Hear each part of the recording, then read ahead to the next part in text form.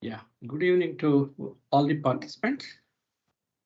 My colleague Dr. Aruna and the English faculty Dr. Saeeda.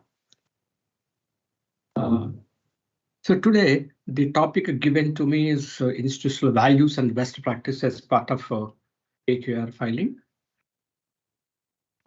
The criteria that we have seen as till yesterday are completely different, and the topic which we are going to see today is entirely different. The curriculum aspects or the TLP or the research or the student support or many parameters which was seen still yesterday are completely different. This institutional values and best practices is completely different attribute as far as any higher education institution is concerned. I am given 1.5 hour time. I'll try my level best, whatever the concepts or the parameters which I know, because I have been working with NAAC AQAR for the last 6 to 7 years, along with Dr. Aruna. There may be some conflicts because the perspectives or the attributes which we see are different from different person to person. The parameter is institutional values and best practices. There are three key parameters in this. First one is institutional values and social responsibilities. The second one is the best practices, and the third one is the institutional distinctiveness. I hope the participants will pay their attention to understand these values, because many of them are directly related to the faculty, institution, and the students. You will be understanding what is the importance of this parameter or this criteria.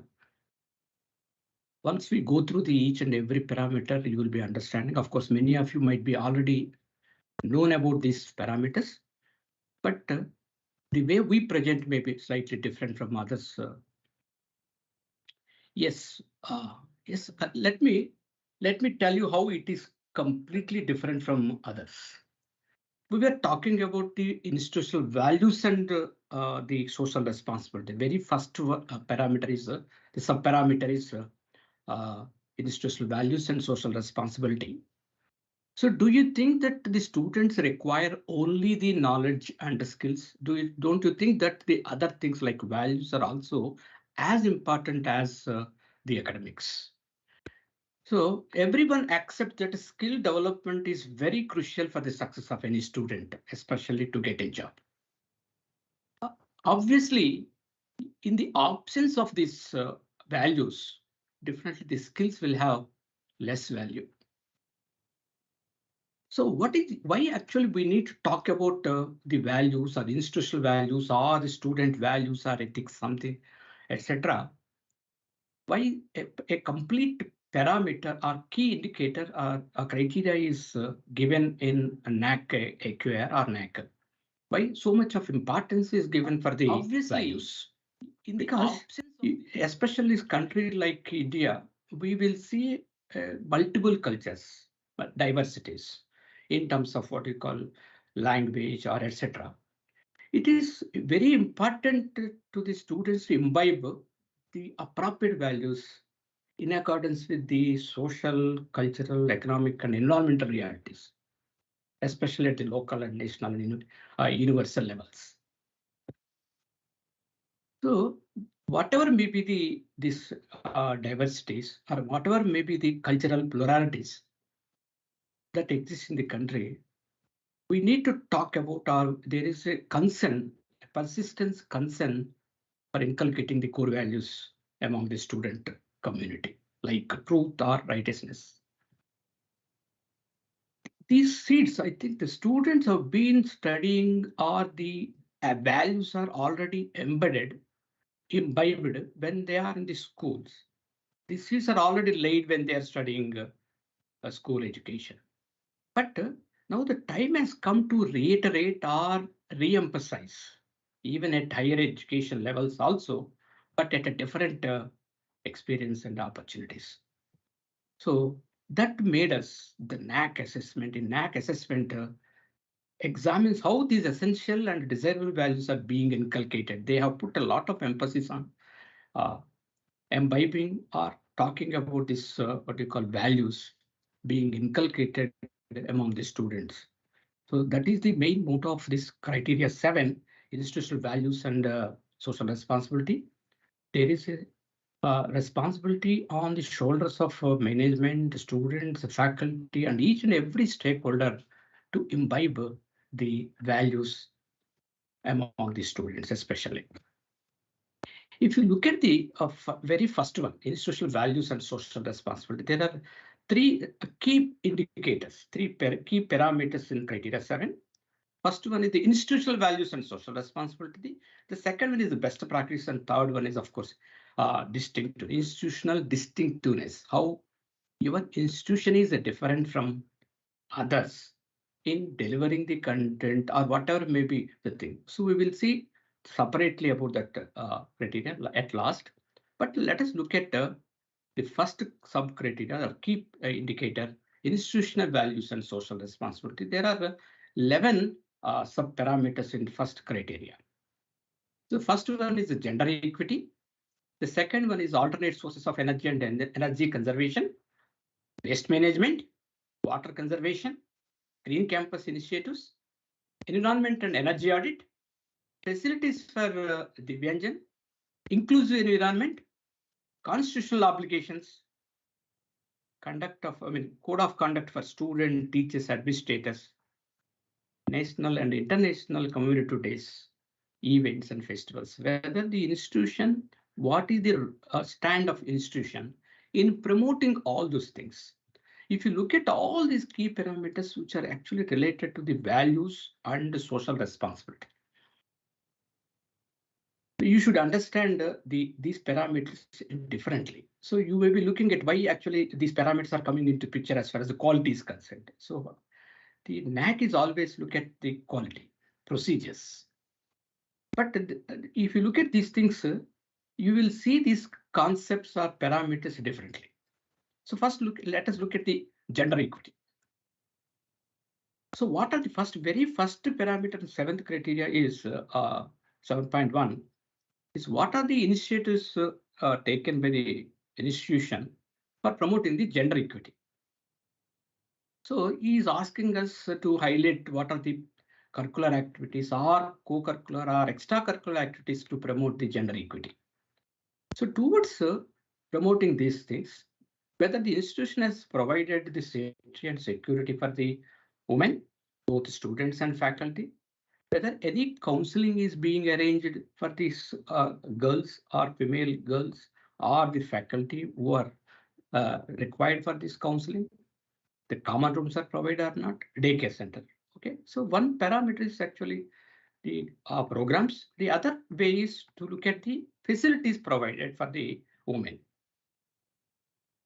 So what did you understand by this gender equality? So do you think that they are to be treated equally or they are to be same? But it is not actually correct. It doesn't require, the gender equality doesn't require that the girls and boys or women are meant to be same, or they may be treated exactly same. But exact meaning of this gender equality or equity means both men and women, girls and boys, they should enjoy the same rights, resources, opportunities, and protections. That is the fundamental definition of gender equality, what people think. But it is not, the meaning does not give that they are the same or they may be treated exactly the same. So if you look at the gender equality, he is asking us what programs the institution has planned. Is there any plan of action to conduct some programs towards gender sensitization or physical facilities and of course other support facilities given for the men, especially women. So you can actually plan a different programs under the promotion of gender equity. We can promote the girls in participating games and sports. We can actually counsel the student, especially girl students who are in need of counseling. And women in the top management, if women are placed in the top management, so they'll be knowing exactly what the problems faced by the girl students or other colleagues. That is the idea of keeping the women at the top management. So audit of gender. So regularly it is required to audit the gender ratio. And women entrepreneurship. Some courses are to be introduced in the curriculum or extra add-on courses on women entrepreneurship to motivate or to encourage both students and faculty to become an entrepreneur. Of course, certain things are also required for women. And some awareness programs are also to be conducted for the women on anti-sexual harassment programs and the street plays, poster exhibitions on women rights, screening of movies and documentation. A course is also there on gender sensitization and counseling sessions by special counselors. So the institution should come forward to conduct many activities in order to promote the gender equality. So equal rights are to be given. That is the ultimate idea of conducting several programs under gender equality or gender sensitization. So first, if you look at the safety and security, yes, definitely some mechanism must be there.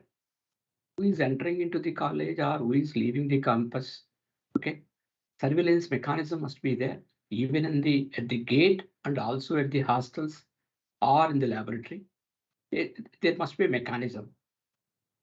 And as I told, counseling definitely requires. Nowadays, especially the girls who are at the age of 19, 20, 21 are prone to some bad experiences, or they are easily influenced by some other or peers actually.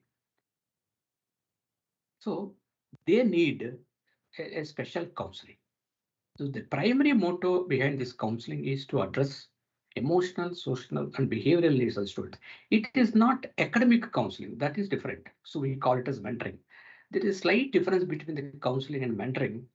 While you are mentoring, we touch upon most of the things related to the academics, but when you are talking about counseling, non-academic matters we touch. So that is the reason this counseling has come to the criteria 7.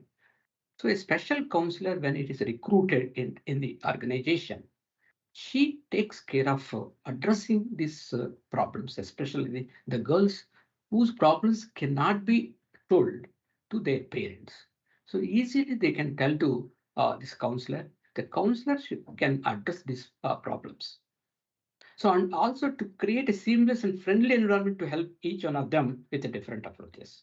When they are in confused state, when they are in a stage where they cannot take any decision, especially the counseling sessions will help the girl students, okay, to come out of the problems if they have. We have seen several cases where the girls are in deep trouble because of the peer pressure or because of some social media or any other problems that they have come across. So institution is supposed to provide some facilities for, especially for girls, like as I told, at the main gate, the fencing must be there, and gym must be there for the girls at the hostel, and of course some sanitary napkin vending machines should be available in the campus, and of course some separate common rooms should be available, especially for the female faculty. Those who have little kids, I think they must be daycare center at the institution. Okay, that is the first point which we have discussed about the gender equity. What measures the institution has taken to promote gender equality. Now, coming to the second criteria, sub-criteria, and the first one is alternate source of energy and energy conservation. So it is our social responsibilities. You should understand these criteria meticulously. Why these parameters are kept in the SSR, self-supporting report, or self-study report, or in the AQAR. So the institution should have a social responsibility to use these resources effectively. That is the ultimate idea. So if you look at the solar energy, biogas plant, wheeling to the grid, sensor-based energy conservation, whether these facilities are there in the institution, Why actually these things are placed? Because you know that the institution should know how important the resources are. Okay, so especially the solar energy, which is a renewable energy source. So whether you have installed a solar system, how much power it gives, what percentage of solar energy is being used for the regular purpose, regular usage in the institution.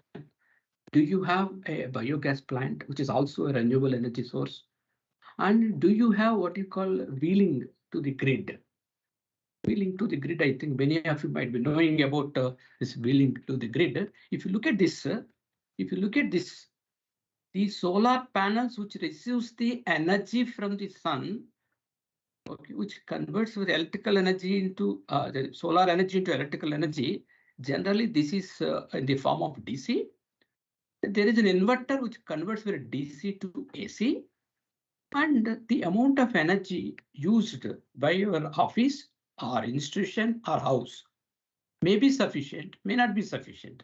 If any excess amount is there, excess what you call energy that is obtained from the solar panels can be given to the grid. So that is one way. So that the meter reads the reverse direction.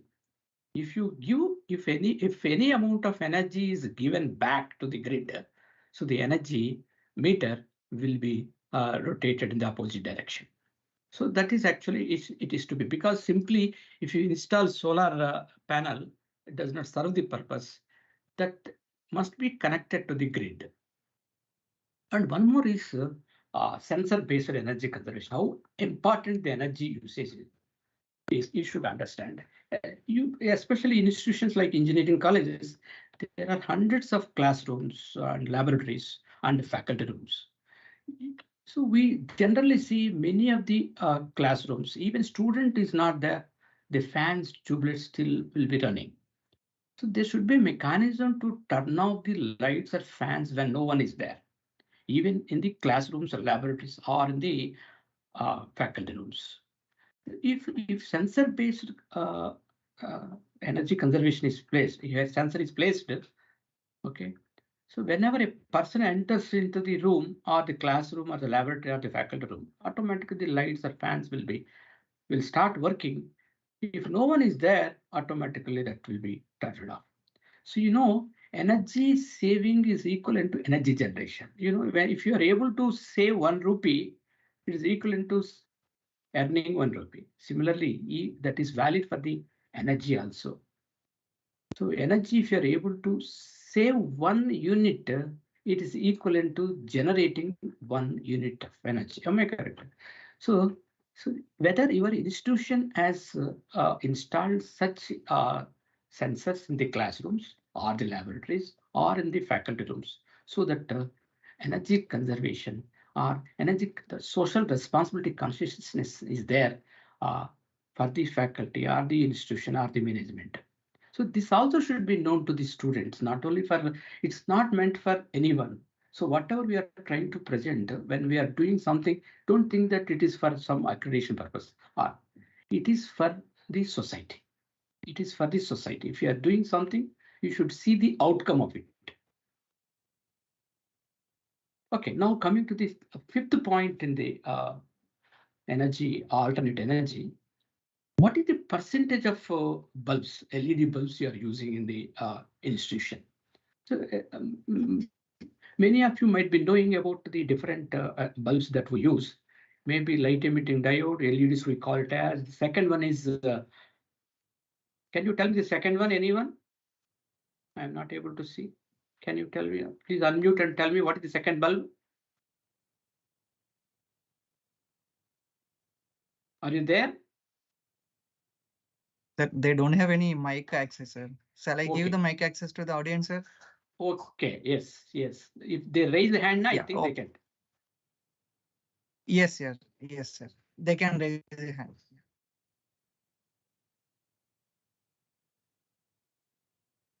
It's CFL. It is actually CFL, sir. It is actually CFL. The first one is the LED, and the third one is actually incandescent bulbs. So if you look at this, the amount of energy consumed by these bulbs, they are different. Nowadays, no one is actually going for this because the energy consumption is entirely different. You look at this table. If I consider a bulb is switched on or used for 6 hours per day, okay, then what is the amount of energy consumed if I use a traditional Jew, right? What is the amount of energy consumed if I use CFL or LED? It saves, if I use LED, it saves 52% of energy because it consumes 9 watts. Same thing if I use 6 hours per day, okay, 15 watts. If I use same bulb, okay, so it consumes 28 watts. So total cost for 5 years, it is 1653. Same if I use CFL fluorescent lamp, 1121. If I use LED bulb, it is 790. That is the reason they are asking what is the percentage of lighting met by LED that they are asking.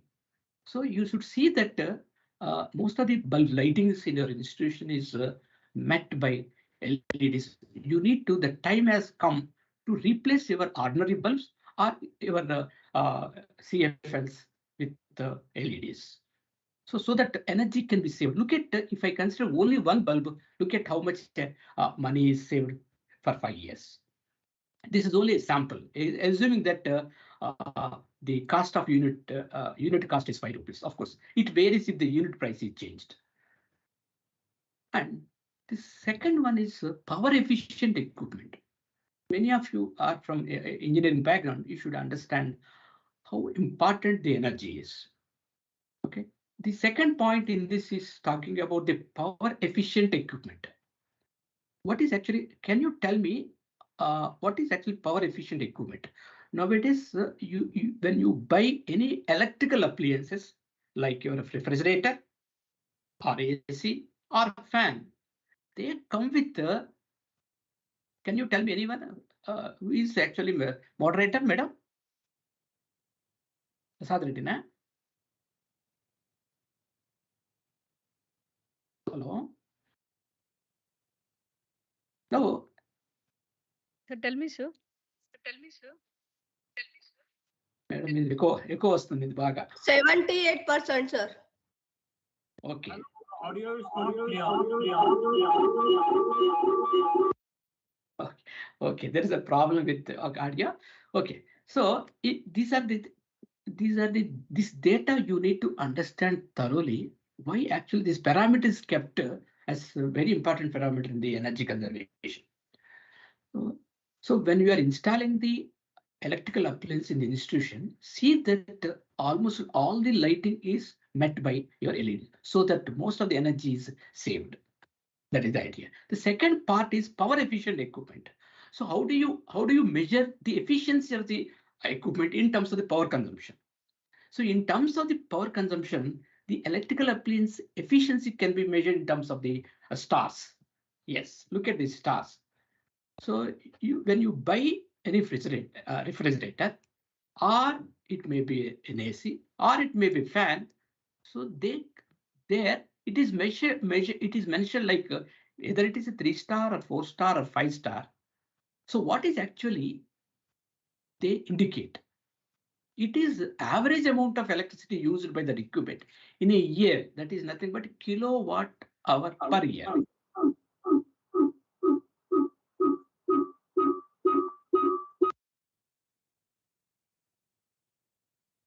Kilowatt hour per year. So that is nothing but units per year. So what actually, if an equipment, if I buy an AC with 3 stars, and if I buy an AC with 5-star, obviously the AC which is having more stars will consume less power.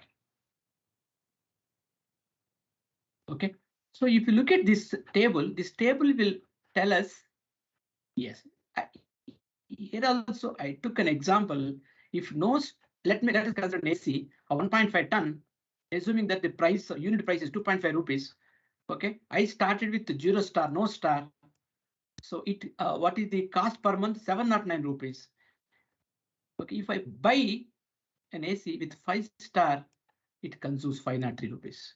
So what is the cost save? 2059 rupees if I consider an AC of 1.5 ton. So look at this energy efficient equipment. So whether the institution is aware of this. Excuse me.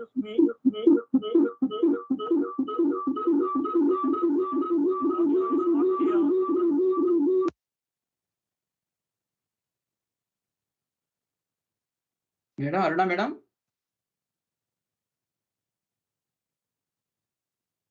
Sir, now no one can use their mic, sir. Now it will be Okay. fine. Okay. Sorry for the incorrect, sir. Who is that? Manikanta, sir. Manikanta, okay. Yes. Okay. So this is the way how people measure the efficiency of an electrical appliance in terms of the stars. So more stars, more saving. So how efficient the institution is in installing ACs with 5 stars, or it may be fans, or it may be ACs. Okay, now coming to the third point is waste management. So what is this social responsibility? It is eco-friendly. Okay, you should understand how efficiently we manage the waste. Especially in educational institutions, a lot of waste is being generated. It may be solid, may be liquid, or it may be biomedical or e-waste. So how do you manage this? So what is your stand on managing this waste? Okay, so do you have any MOU with any government organization or not other approved agencies to do this process? Because we cannot actually manage this waste. We cannot recycle it, especially certain waste like biomedical or e-waste. We cannot do it unless we take the help of other source, other third-party people. Sometimes it may be difficult to recycle. So let us look at one by one. Solid waste management. What is the objective of solid waste management? So the main objective of solid waste management is to safeguard a public health, first thing. The second one is the protection of environment. And third one is you can again use some basic materials after, of course, treatment of waste. Transfer and the treatment of waste, energy from waste also can be generated, and conservation of some basic materials. That is the main objective of solid waste management. And the process, if you look at the process, it starts with the collection and transportation, treatment, analysis, and disposal of waste. So what is our stand on this? So how do you manage this solid waste? That is the ultimate idea of this second parameter, this waste management. So how do you collect? Did you arrange any what do you call baskets with the different colors to segregate the solid waste like paper, glass, plastic, metal? So that is one thing that the institution is supposed to do.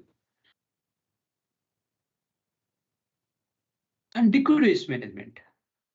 So the wastewater coming from different sources, it may be toilets or bathrooms, how that used water is used. Used water is being used for some other purpose. So do you have any sewage treatment plant? After treatment of the water, how it is being used for plantation or gardening? So what is our motto, or what is our stand? How do you promote it? So coming to the third one is the biomedical waste management. So biomedical waste management is completely related to the medical, like infectious waste, like cotton or etc. Dressings, gloves, or any drugs, unused drugs, needles. How do you manage that? And coming to the e-waste management, especially in engineering college, people talk about a lot of e-waste. So it may be damaged scanners, printers, laptops, okay, and monitors, TVs, etc. How do you actually waste? There are two ways to manage this e-waste. One is reuse, the other one is recycle. So as I mentioned, this cannot be done at our level. So there are a number of vendors who help us to reuse or manage this e-waste. Like, so of course, I have listed two. There are many third-party vendors who can help us in managing this e-waste. Yeah, coming to the third one, third one, hazardous chemicals and radioactive waste management, especially in the chemistry laboratory. So a lot of hazardous chemicals are there. How do you, what is your method to dispose? Now, coming to the water conservation facilities available in the institution. So everyone knows that every drop of water is important. Every drop counts. So how do you catch the water, especially rainwater? Are you going to recharge the bore wells? What is the methodology that you follow to recharge the bore wells or open wells? Do you have any tanks or bunds? So what is the mechanism to recycle the wastewater? So how do you maintain the water bodies? How do you distribute the water in the campus? Okay, so there must be a mechanism in the institution to catch the water, to send them to what do you call pits, the recharge pits, and there must be a mechanism to what do you call recycle. Recycled water should be used properly for gardening, etc. Now coming to the Green Campus Initiative. So this also comes under seventh one, first point, first key parameter. The institution must have consciousness about maintaining what you call greenery in the campus. So what are those sub-parameters in the Green Campus initiatives? What are the initiatives taken by the institution? One is restricted entry of the automobiles. Everyone knows that the automobiles, they produce a lot of what you call CO2. Unless you restrict the vehicles into the campus, we cannot eliminate that CO2. So restricted entry of automobiles. We should encourage the students and faculty to use bicycles or battery-powered vehicles. The pathways must be pedestrian friendly.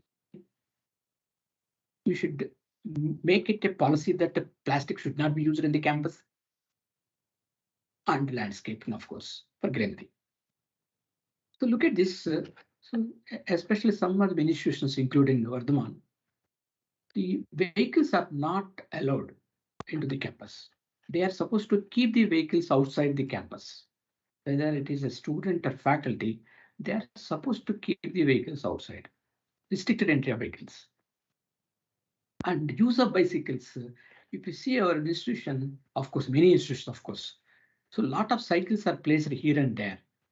So one block to the other block, the faculty and students, they need to use either cycles or we have a battery operated vehicles, which can be taken from one block to the other block. So we have electric vehicles, bikes are there, and of course, electric vehicles also there. Bungee, we call it as a bungee. And pedestrian friendly pathways. Anyhow, vehicles, though the vehicles are not allowed into the campus, but the pathways must be pedestrian friendly. So look at this paths which are properly channeled for pedestrian friendly. Ban on the use of plastics. A lot of awareness should be brought among the stakeholders, especially students and faculty, on ban of plastic. So the institution is supposed to put the posters, displays here and there. Plastic is completely banned in the campus. So no said no to plastic. Even faculty also should not use the plastic in the campus. Even in the canteen also. So nowhere the plastic should be used. And in this regard, posters are to be displayed. And of course, circulars also must be circulated among the students and of course departments that plastic in the campus is completely banned. So a policy also must be brought in so that the stakeholders like students, faculty and vendors in the campus, maybe mess, maybe canteen or maybe tea stall, everyone should know that the plastic is banned the campus. It's plastic free campus. No, of course, landscaping. Nowadays, people are looking at the aesthetic look of the institution. Look at the campus, how greenery it is. Yes, now coming to the sixth point is quality audits on environment and energy undertaken by the energy audit undertaken by the institution. We should regularly do the auditing of the environment and energy. How much CO2 is generated, how much oxygen it produces in the campus, and what is the energy consumed. Okay, so what percentage of LEDs are giving the power out of total energy consumed? What is the percentage of energy generated from the solar? So these things are to be audited regularly by a third party. Like he clearly mentioned that energy audits are to be done by the auditing agency.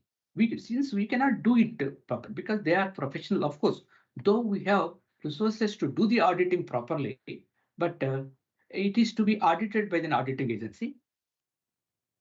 And we should get the certificate from the auditing agency that it is the CO2 level is within the acceptable range. So the main object of the green audit is the measures taken by the institution help to reduce the carbon footprint. The main idea, whatever things we have seen so far, green audit, all those things, measures taken by the institution should be useful in reducing the carbon footprint. If that purpose is not served, whatever measures you have taken is becoming waste.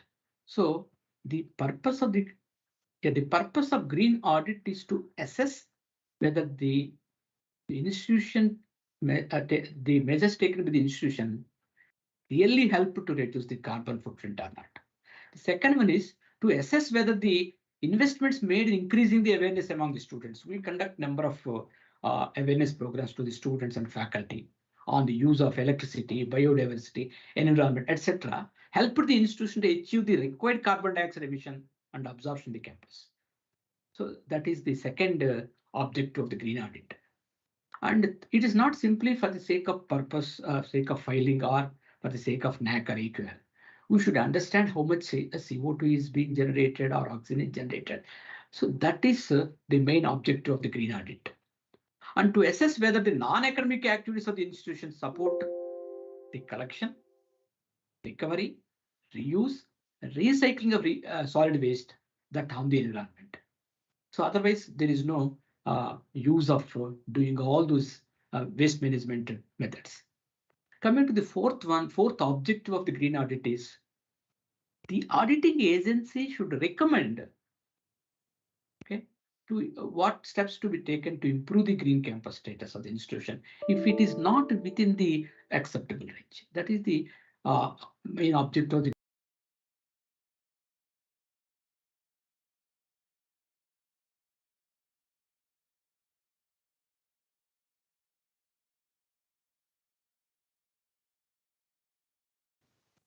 It may be Independence Day, it may be National Unity Day, or it may be Voters Day, it may be Women's Day.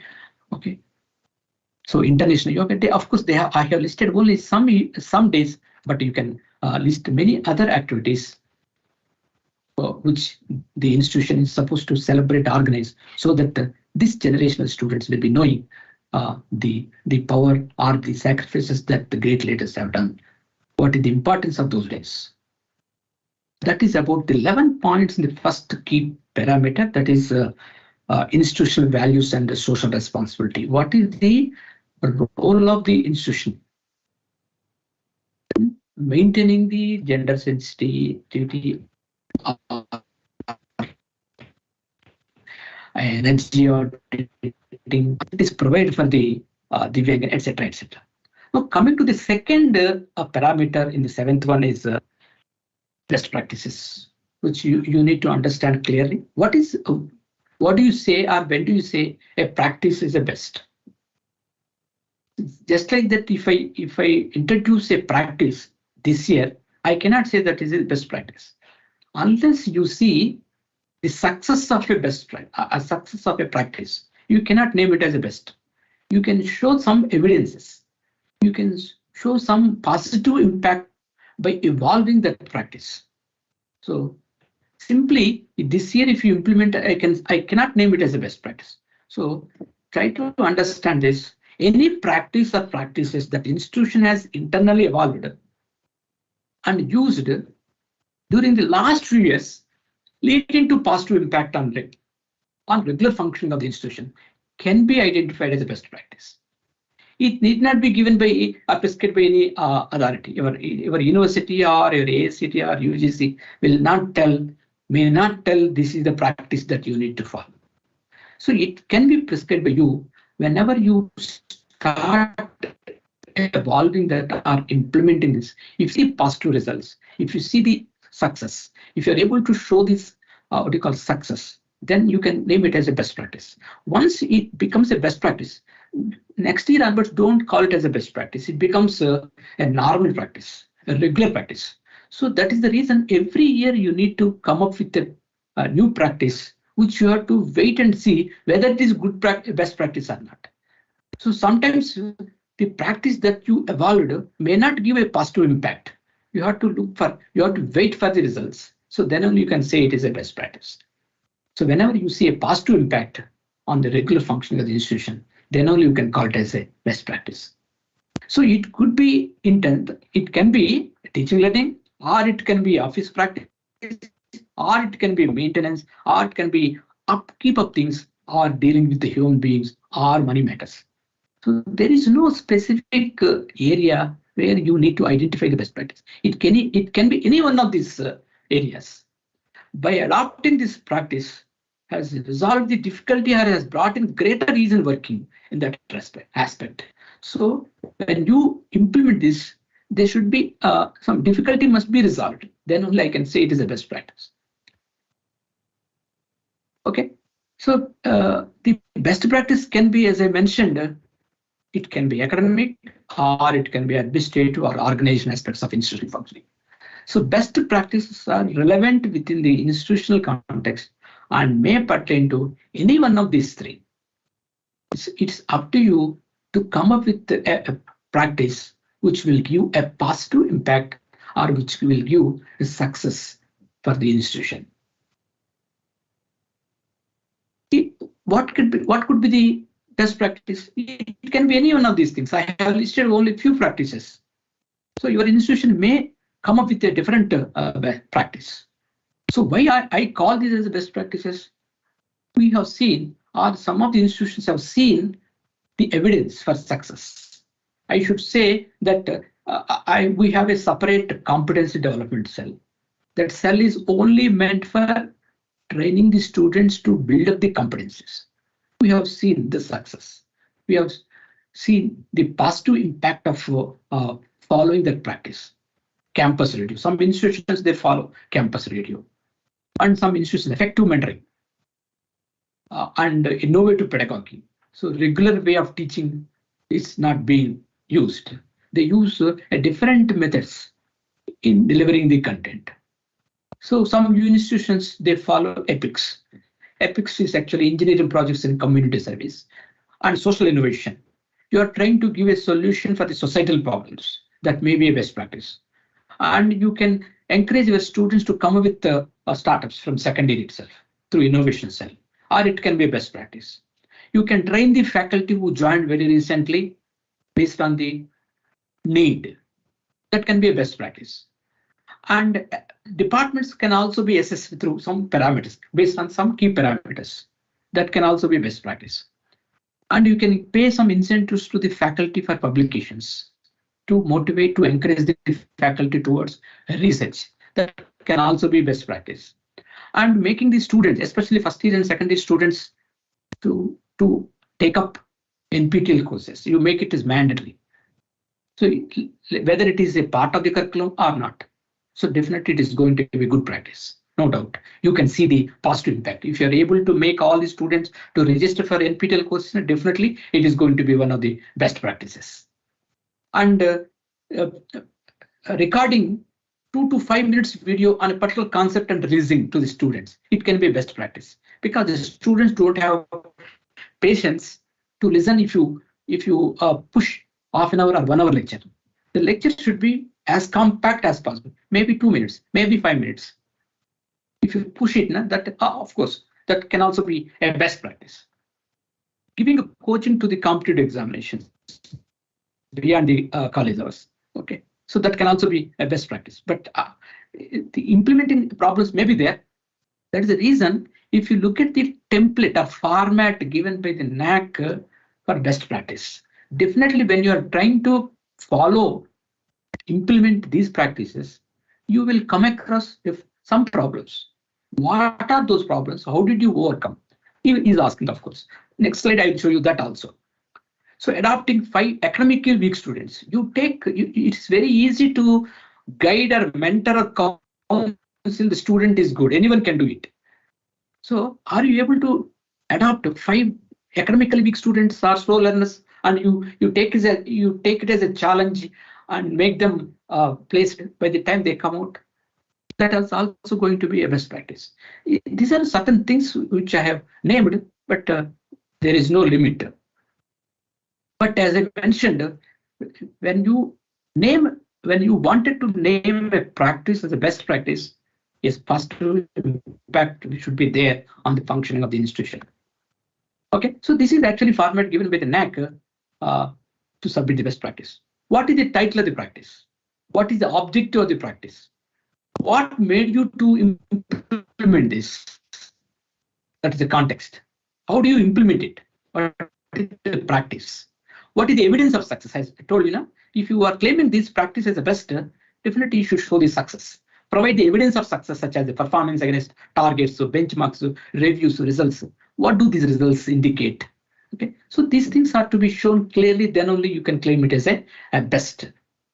And problems encountered and resources required. So as I mentioned previously, I have listed 13-14 best practices.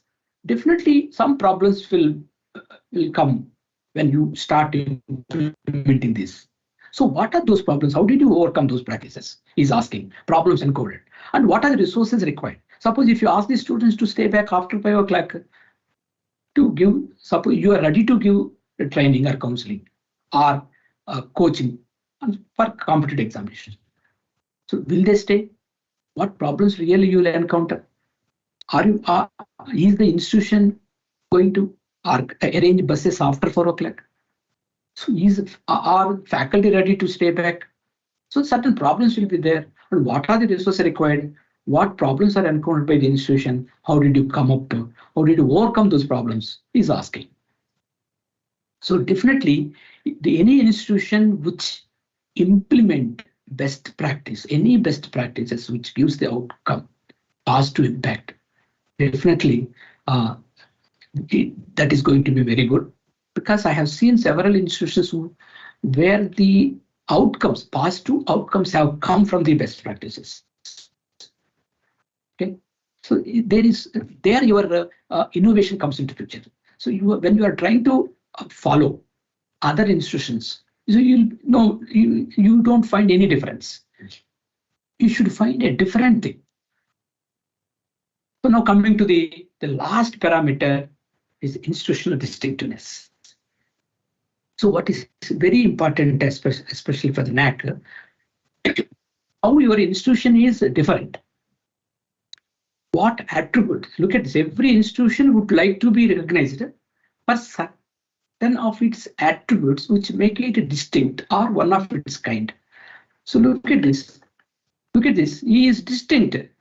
Similarly, there are hundreds of institutions. Why student should choose your institution? Why the student should join your institution?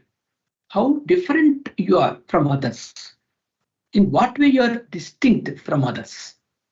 That is asked. So the faculty, management, and higher authorities should be in a position to tell, or the students also should know why I joined this institution, how this is different. Such attributes characterize the institution. So that institution, if I join there now, so I will be placed. My communication skills are improved. That institution is the other name for the discipline. So people should talk about your institution in that aspect. So that is institutional distinctiveness. Every institution would like to be recognized for certain of its attributes which make it distinct or one of its kind. Such attributes characterize the institution and are reflected in all activities in focus and practice. So now can you tell me Manikanta?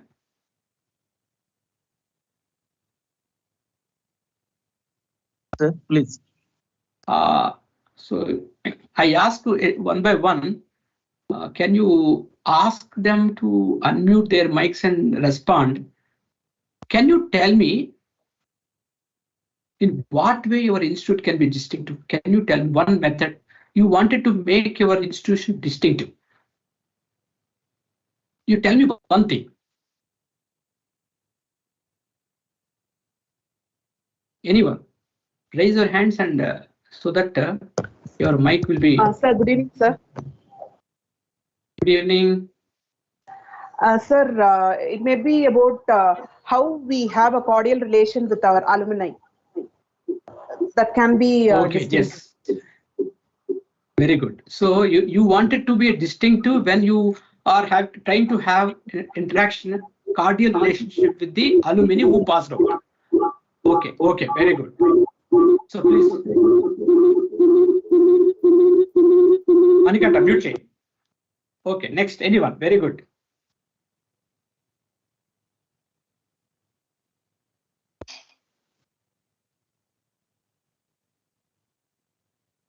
So you wanted to make your institute distinctive by having cordial relationship with the alumni so that you can get the advantage of asking them to invite, you can ask them to come to the institution and arrange some guest lectures or arrange for assist the placement cell for placements, or can ask them to help in the projects.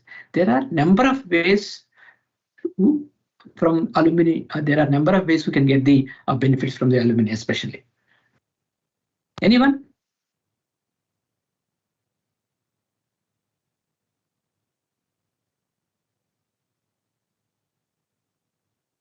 Manikanta, how many are there in the meeting? Around 172 audience, sir. Okay, very good. So I'm providing the mic for who are raised their hands. Sir, total 178 are there, sir. Okay, okay, madam. Yes, sir. So, audience, you have the access of mic. If you have any queries, you can directly unmute yourself. Thank you. Yeah, Dr. Saroja Kumar. Dr. Saroja Kumar.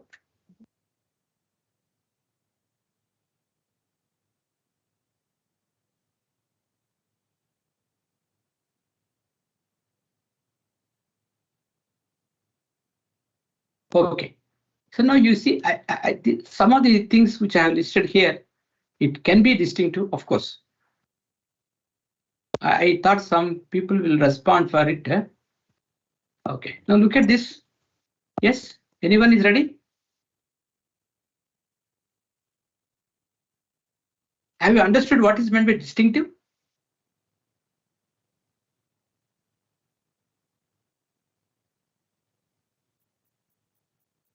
Hello. Hello. Sir, I'm audible. Hello. Yes, yes, you are audible. Sir, one of the ways that how your institute proper way manage the e-waste and waste management.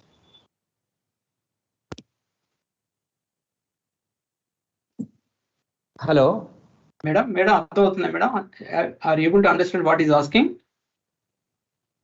No, sir. Actually, how our institute different from one of the way others.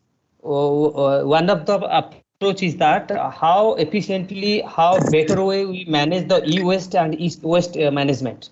Okay, okay. So E-waste management, sir. About e-waste management. Okay, so you wanted to claim that your institute is distinct from others by the way you manage the e-waste and renewable resources. Okay, renewable resources. Okay. Yeah. But see that of course this can be, but what I'm trying to say is the distinctness should be known to the public, students, Okay. especially student community. So what student community will look for? Yes, if I join here, the training for the placement is excellent. I will get 100% placement. And some students think that here the teaching learning practice is excellent. The teachers are very, very cooperative and they counsel, they mentor like anything. Okay, so look at here. Yes. Now, do you think that, of course, I have figured out some of the practices which are supposed to be best. So some people may think that, yes, this institution is the best as far as the teaching learning practice is concerned. So they give highest weightage importance for the teaching. Let us assume that can be one way you can claim that you are different from others. Don't think that others are not delivering the content. But whereas your institution is concerned, you are the best. No one is there very near to you as far as this teaching learning process or practice are concerned. It can be one thing. Now, it may be is your institution the best for placement? Yes. So the students, when he is having some choice, definitely he will look for the institution which provides the best placement. So is it completely different from other institutions as far as the placement is concerned? The way they provide the placement, the way they give the training, or etc. Is it different from others? Is your institute the best for upskilling as per the industry needs? Yes, if I join here some XYZ college, yes, they upskill us like anything as per the industry needs, as per the industry requirement. And is your institute is the best for industry connect? Industry institution is the best for this institution. So whatever they do now, they will have linkage with the industry. They send the students to the industry for doing project. They invite the industry personnel for delivering the lectures. They take the help of the industry to establish the laboratories. So this institution is the best as far as the industry institution interaction is concerned. So does your institution come under that category? Is your institute the best for well-disciplined? Yes. Here, this institute is the other name for discipline. So students they don't make noise. They are well-disciplined. They give respect to the teachers. So in that way, is your institute distinctive, different from others? Is your institute for inculcating the values and ethics? If I join here, I'll come out with a different person. Now I don't have anything. I don't have soft skills. I don't have values. I don't know what to do. I don't know how to behave. But after joining here, I learned many things. I learned ethics. Okay, now values are inculcated. So that is the institute where the values can be learned. Ethics can be learned. Does your institution come under the category? Is your institution different from others in conducting the professional society activities? So is your institute is vibrant in conducting the professional activities like IEEE, IST, IET, or any activities? If there in particular institution, always some professional society activities are being conducted. The students are almost 70% of the students have taken membership in IEEE or IST or IET. Let us assume. So in that way, your institute is different from others. Either institute is different from others in improving the student soft skills. Many of them are very poor in soft skills. They may have knowledge, they have skills, but they don't have attitude. They don't know how to behave the teachers. They come with the chapels. They don't comb their hair. Okay, they don't know how to behave. Soft skills. Yes. Either institute is the best infrastructure. Let us assume Vardhaman. Vardhaman is the best for infrastructure in Hyderabad. Let us assume. People, okay. In what way Vardhaman is recognized? Is it the best in terms of TLP, in terms of professional society activities, or in terms of infrastructure? In what way you are different? Is your institute different from others in supporting the students in effective mentoring? Effective mentoring. So here mentoring is excellent. For each faculty, 20 students are given. Counseling is done regularly. The mentor meets mentee regularly. They share the problems. The mentor continuously in touch with the mentee. They solve the problems, academic problems, non-academic problems. Okay, this institute is the best as far as the mentoring is concerned. That also can be a distinct. Is your institute different from others in encouraging the students to participate in extracurricular activities? So if you join there, they give lot of weightage for extracurricular activities. I know I can learn certain things by myself, but in participating extracurricular activities, college is required. But if I join here now, so I will be motivated, I will be encouraged to participate in extracurricular activities, etc.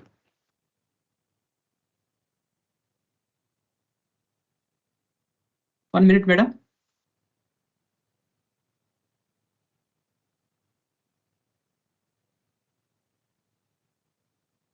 Yes, sir. Yes, sir.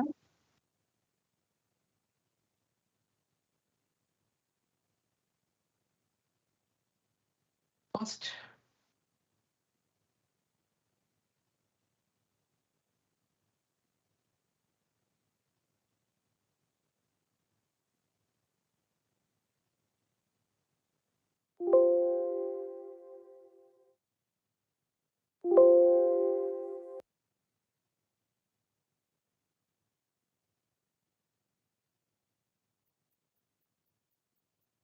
Okay.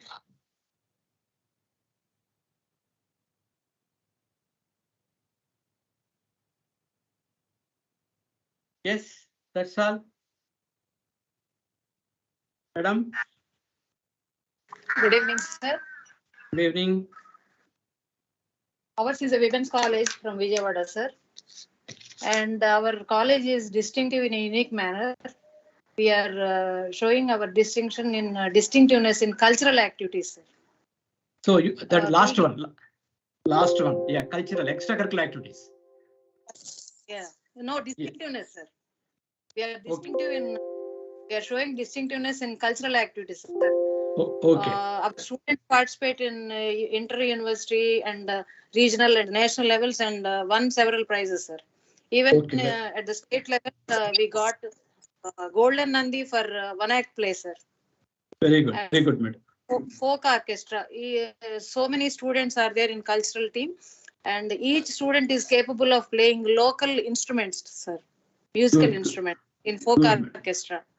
And folk dance also, they are very got many laurels, sir, in many competitions. Even Sana invited our students and they performed in Chicago and Detroit also, sir, 3 years Very back. good. So good, madam.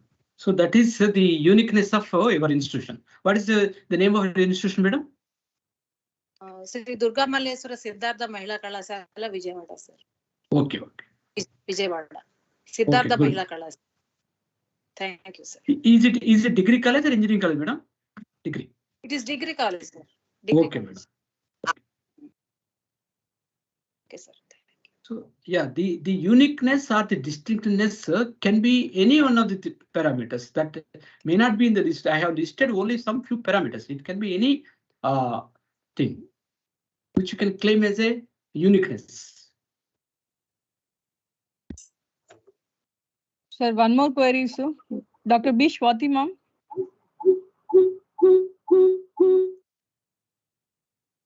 Swati, ma'am. Yeah, good evening, sir. Our institute is distinctive in following the best institutional practices. All these are student-centric, sir. We have so many clubs, and with the clubs, we associate with the students and we encourage the students to perform various kind of activities, and whether it is related to the discipline or grievance or the placements or whatever it is. I mean, we focus more on the students' achievements by providing various activities. Okay, madam. Those activities come under any professional society activity or? It is under the St. Mary's College, sir. I am from St. Mary's College, Yusuf Kuda, and all these practices are under the institution name. Okay, institution name. You don't have any professional society? No, sir. Okay, madam. Good, madam. Dr. N. Nalini, ma'am. Dr. N. Nalini, ma'am. Hello, can I ask a question?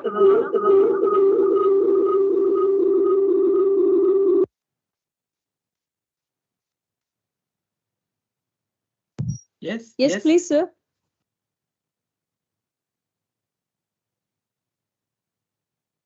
Ma'am, I wanted to ask you that Sir has given very informative and interesting lecture. My question to you is, sir, that our institute, we have to show the distinctness in only education. Education means our academic way, or any art side like that, which will be considered most, sir. Anything, madam. Anything, madam. It need not be in academics. It can be anything.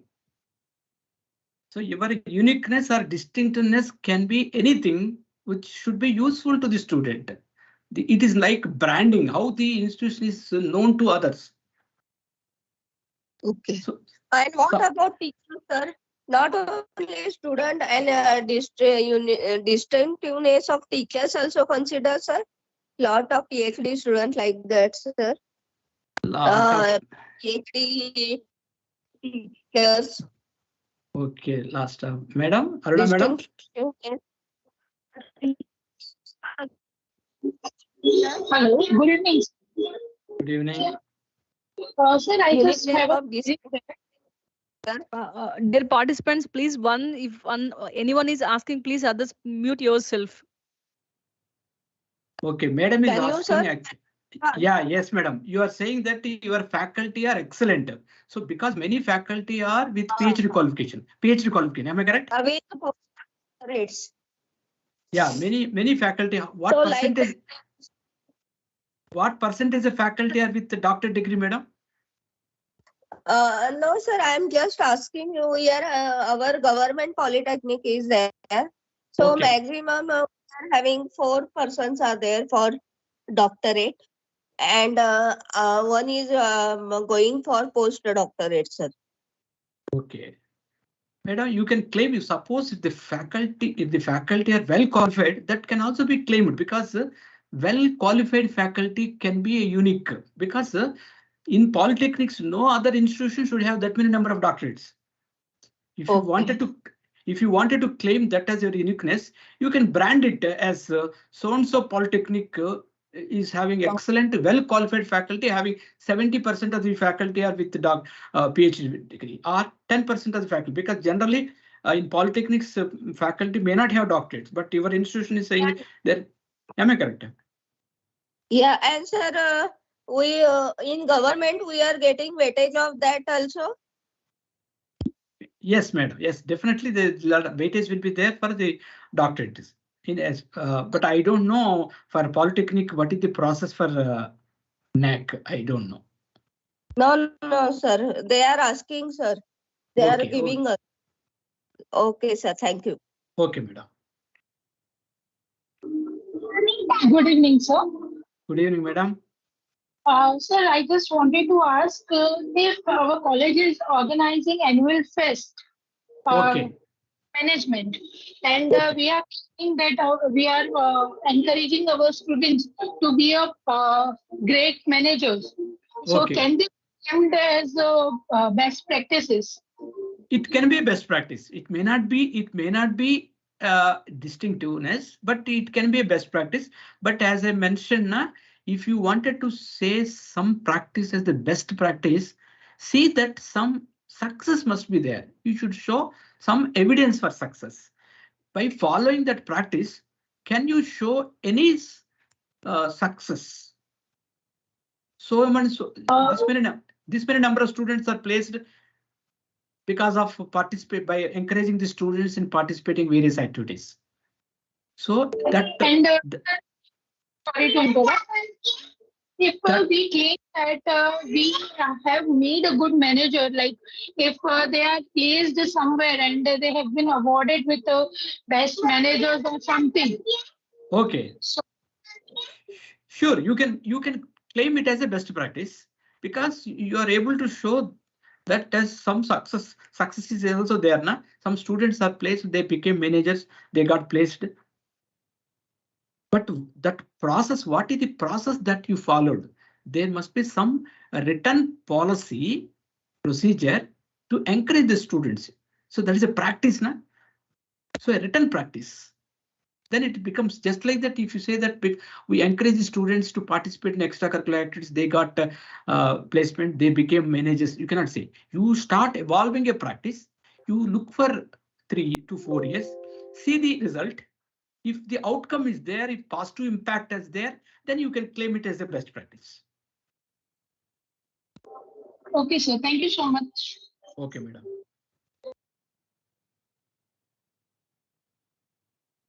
Hello. Good evening, sir. Good evening.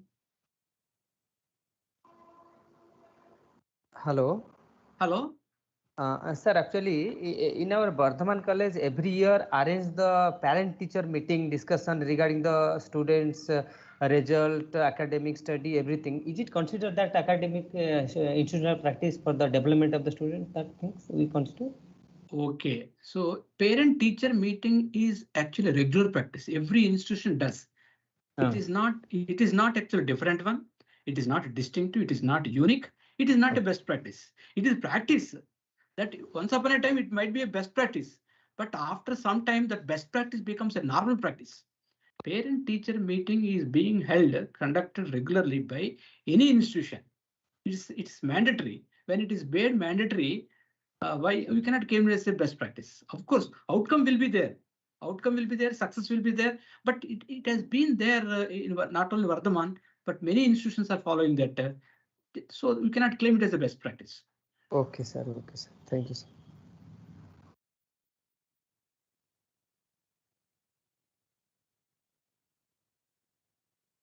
Yes, any more queries?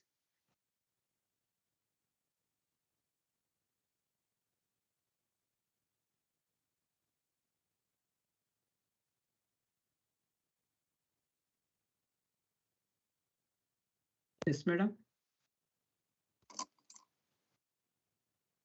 Sir, good evening, sir. Yes, ma'am. Am I audible, sir? Yes, madam. Yes, sir. Myself, Yamuna, Dr. Yamuna from PSG College of Arts and Science, Coimbatore, Tamil Nadu, sir. Okay, madam. Sir, just I want to ask you for my department, just college, we have a lot of best practices we have listed. Okay. Just one thing I want to ask you is, we have an MOU with TCS and Okay. we are giving a highest placement, sir.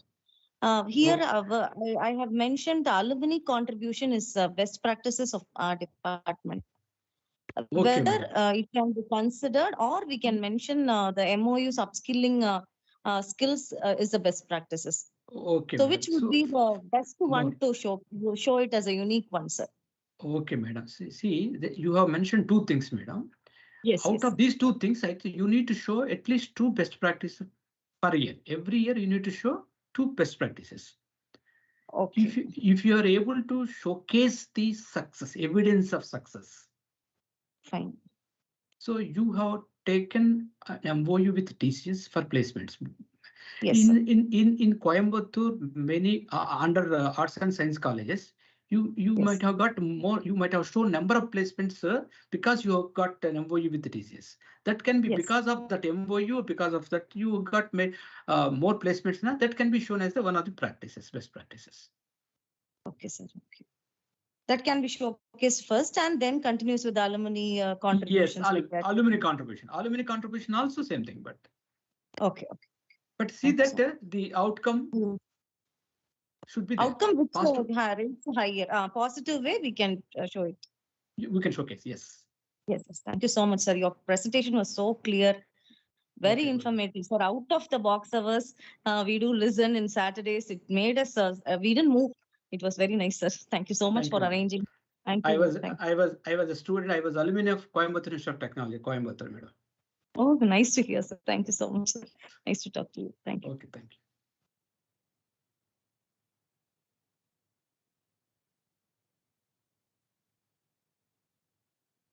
you. Aruna, madam. Yes, sir. Fatima, ma'am.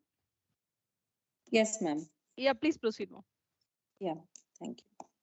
Thank you. I take this opportunity to thank Dr. P. Nageshwar Rao, sir. Thank you, sir, for giving our participants exposure on key parameters of institutional values and best practices under criteria 7, importance of inculcating human values amongst the students, importance of re-emphasizing on imbibing values in the students, different means to be opted for maintenance of biomedical waste management, power consumption management, e-waste management, and also for throwing light on different means of saving basic life-saving amenities and our requirements and means of recycling them.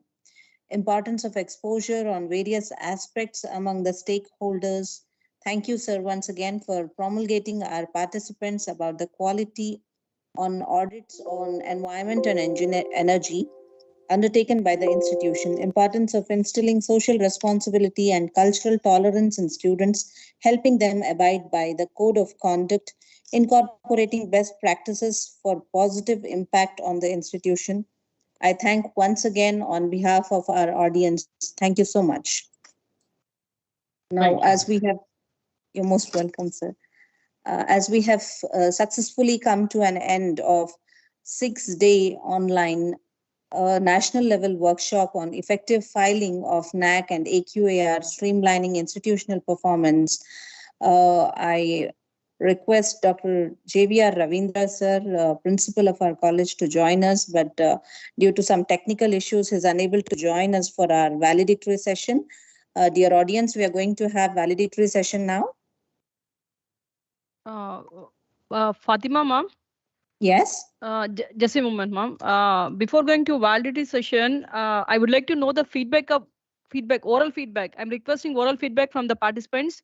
Please, any one of you unmute and give your valuable feedback. Dear audience.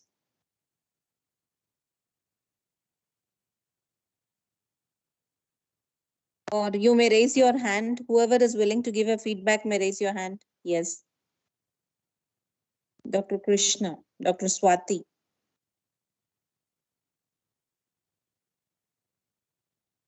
So Krishnan sir, you are given access. You may unmute yourself. Hello. Hello. Yes, you are audible. The mic is creating a lot of problems.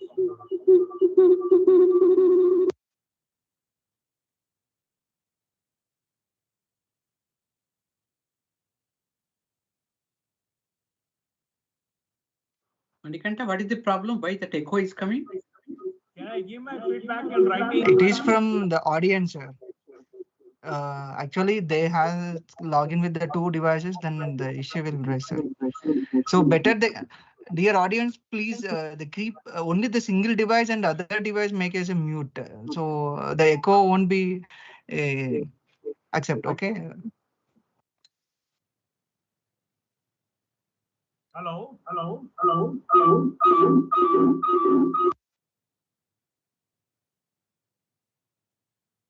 Dear audience, please raise your question in your chat box. That one can be better convenient for us. Sir, it is for them to give feedback. So it is inevitable that they talk. Dr. Krishnan, kindly mute one of the devices. You have logged in from 2 devices, I believe. So kindly mute one of the devices. It will stop that echoing.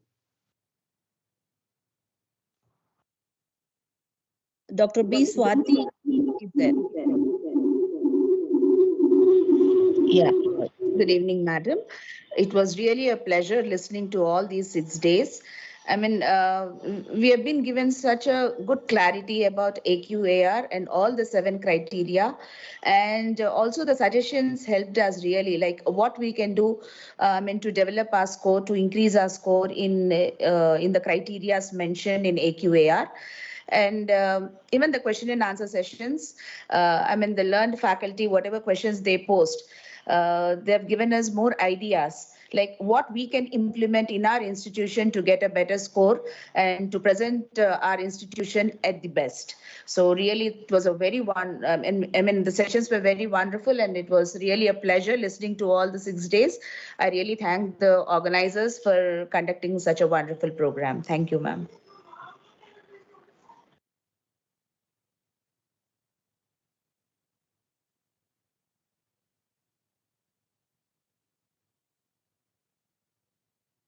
Fatima ma'am, please proceed further, ma'am.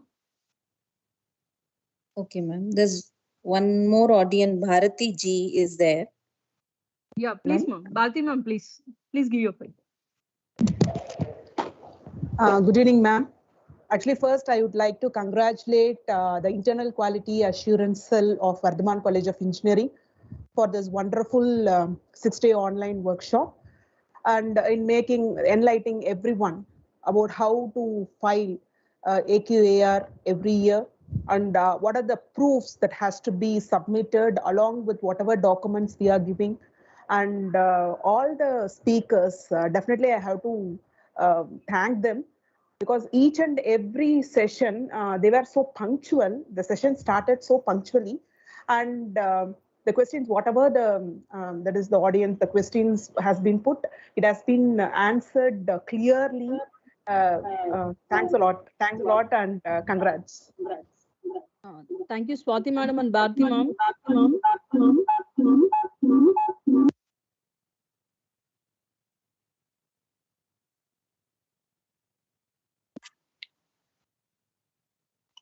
Ma'am, Dr. Sandeep.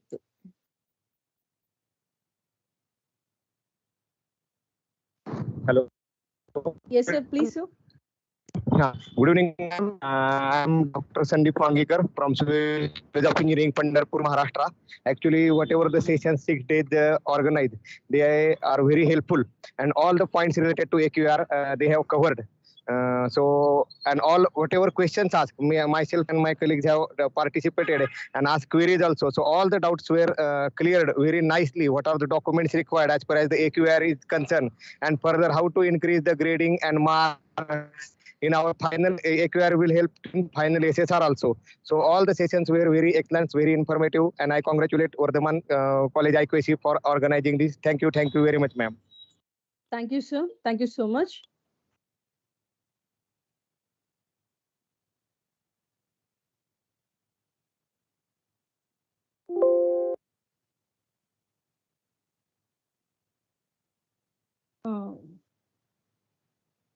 Fatima ma'am, shall we proceed, ma'am? Yeah, ma'am. Yeah.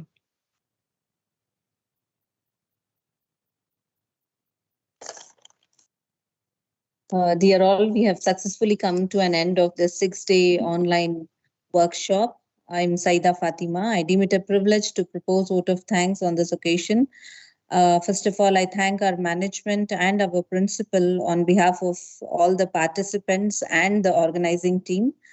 I thank all those who have contributed towards the successful organizing of this national level online workshop on NAAC AQAR, Streamlining Institutional Performance. Thank you so much. I would like to quote John Maxwell in this context. A pessimist complains about the wind, optimist tries to change it, and a leader adjusts it according to the sails. So the sails of this online workshop were adjusted accordingly by our technical team under the abled guidance of Dr. Aruna, IQAC. I once again congratulate Dr. Aruna madam for having organized it successfully and arranged and met all the requirements. Thank you. A special thanks to all the session speakers. Let us start with keynote speaker, Dr. JVR Ravindra, Principal of Vardhaman College of Engineering. I thank Dr. S. Rajender sir, Dean Academics, who has dealt with criteria 1, curricular aspects. Dean Academics, Rajendra, who has dealt with curriculum aspects, and criteria 2, teaching, learning and evaluation, Dr. S. Rajender sir, Dean Academics. Criteria 3, research, innovations and extensions by Dr. J. Krishna Chaitanya, Dean R&D. Research, innovations and extensions by Dr. J. Krishna Chaitanya, Dean R&D. Then criterion 4, infrastructure and learning resources by Mr. A. Banu Prasad, Associate Professor of CSE. Criterion 4, infrastructure and learning resources by Mr. A. Banu Prasad, Associate Professor of CSE.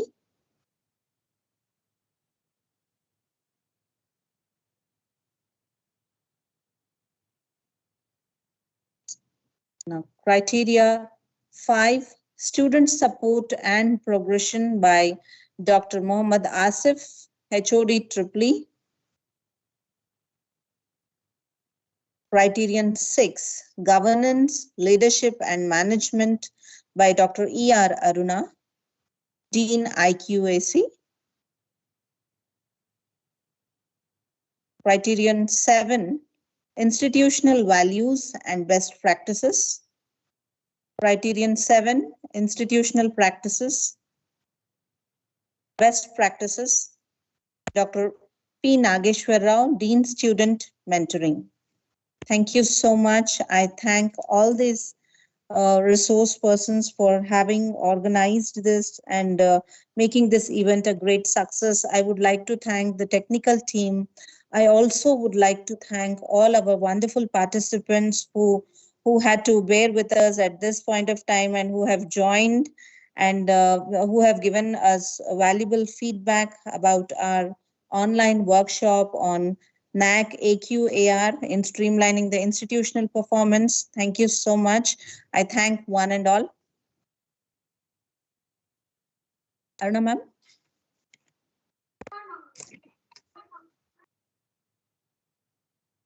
Yes, ma'am. Yes, ma'am. Anything else, like you were talking about online photograph? Yes, ma'am. Yes, ma'am. Just all the participants, we request to turn on your cameras. Just we want to take one photo. I request all the audience.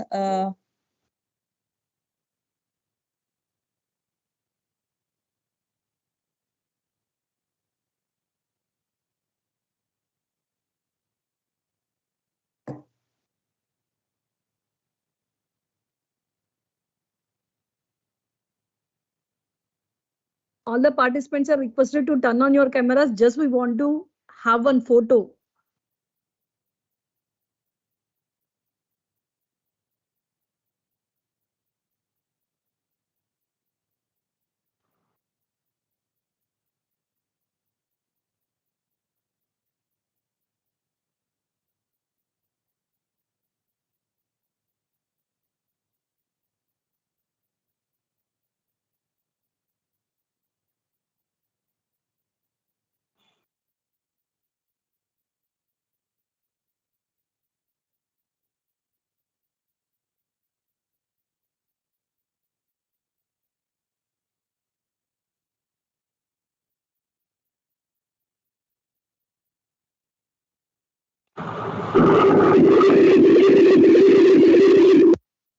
Thank you, ma'am. Thank you, sir.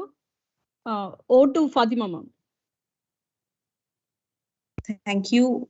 I thank once again all the participants and the organizing committee. Now we'll conclude this session with National Anthem. Dear all, we conclude our session with National Anthem. The technical team is ready, I think.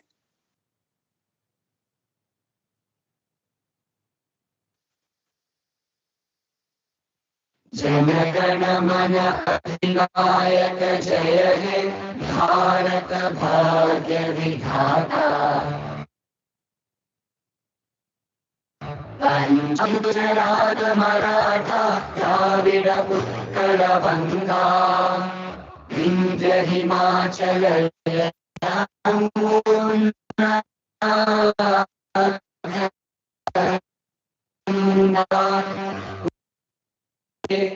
तब शुभ आशीष मांगे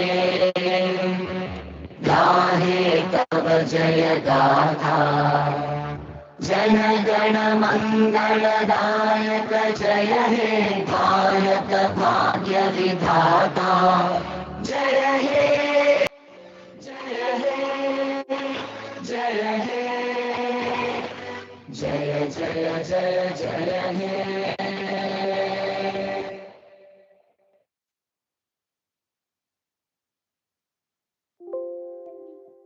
Thank you, all the participants. Your feedback link will be shared by Monday with you all for your valued feedback. Feedback links will be shared by Monday on the group.